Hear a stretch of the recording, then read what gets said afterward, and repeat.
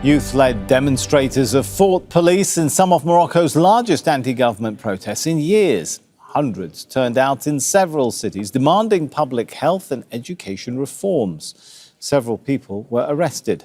Hamza Mohamed reports. Unhappy and frustrated with their government, young Moroccans took to the streets of at least 11 cities across the country. Their anger is driven by years of neglect in public services. They are demanding urgent reforms in the education and health sectors. Earlier this month, 8 pregnant women died at a public hospital in Agadir, leading to a nationwide outrage.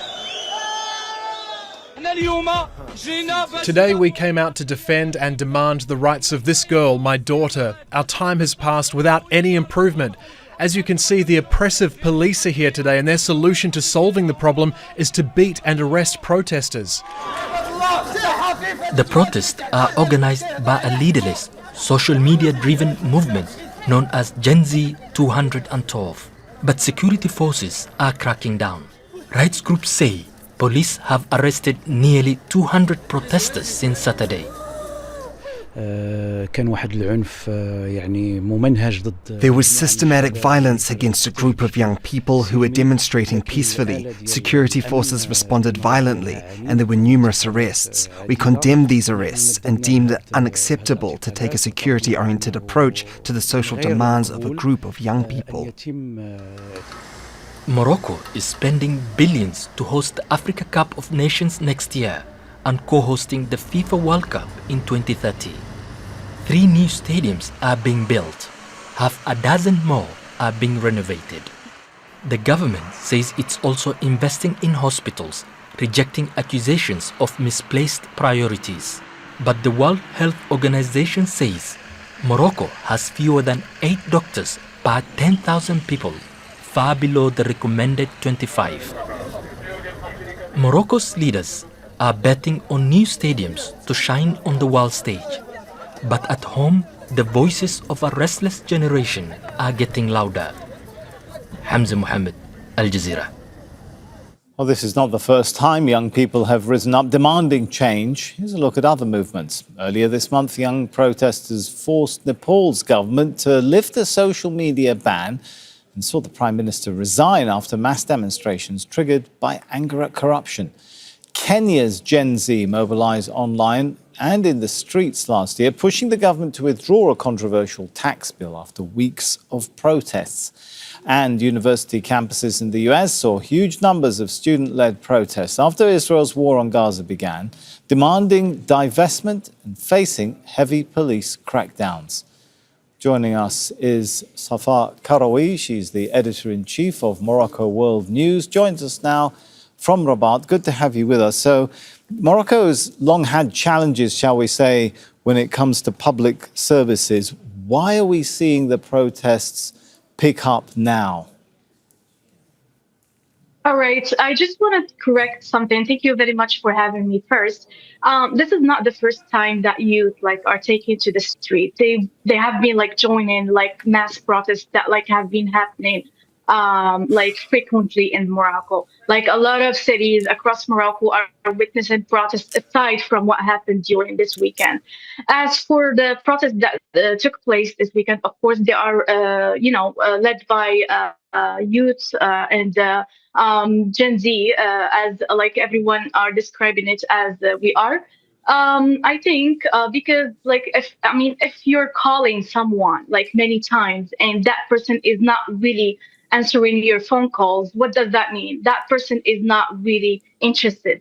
So basically what we're seeing here is that people are losing trust from the government. They are losing trust broadly because their demands are not really answered.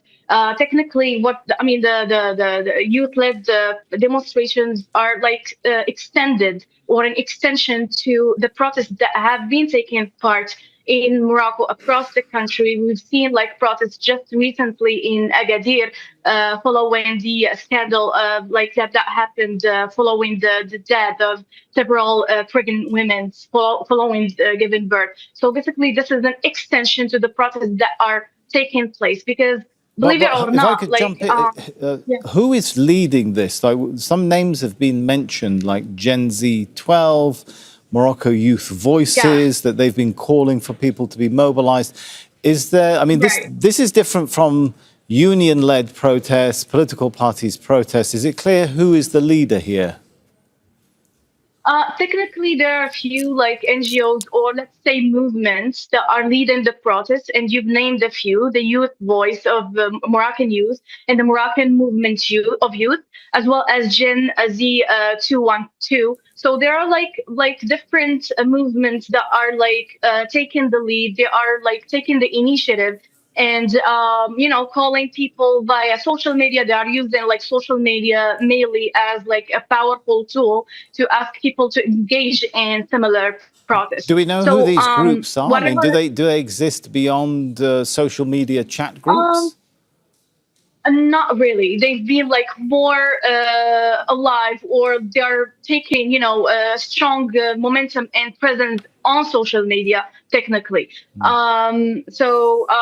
whoever is leading, honestly speaking, this movement or whatever, like the demonstrations are coming from, it's for one purpose. They are joining the chorus, the growing demands like from many citizens that like people deserve to live in dignity.